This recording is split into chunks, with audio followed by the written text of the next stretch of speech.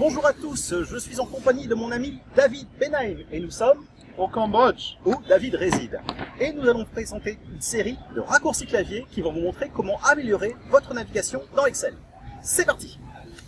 Alors David, quel est pour toi le raccourci clavier le plus important de Excel pour la navigation?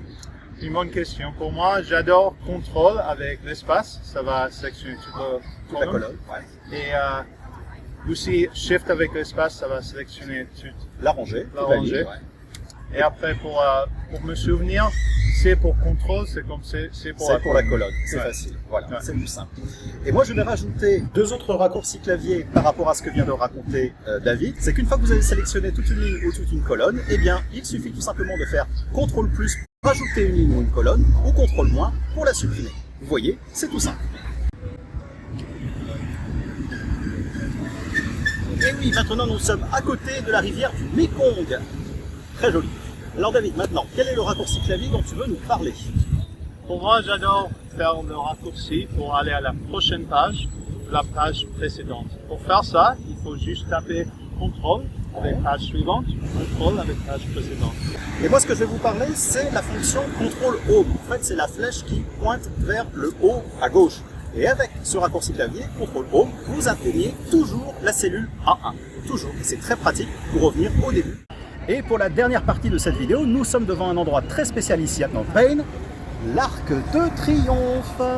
Alors David, quel est le dernier raccourci clavier dont tu vas nous parler?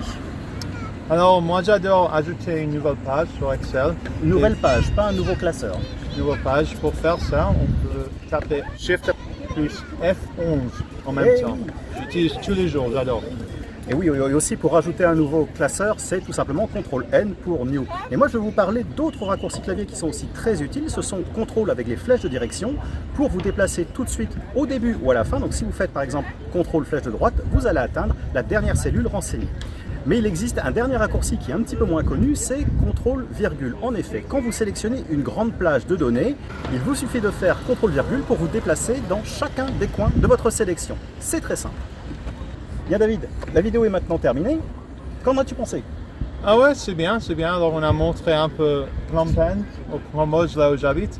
Et aussi, moi j'ai fait une autre vidéo en anglais avec des autres raccourcis qui sont des raccourcis pour les formules. Et nous vous donnons le lien dans la vidéo, dans la description. Je vous invite à aller la voir.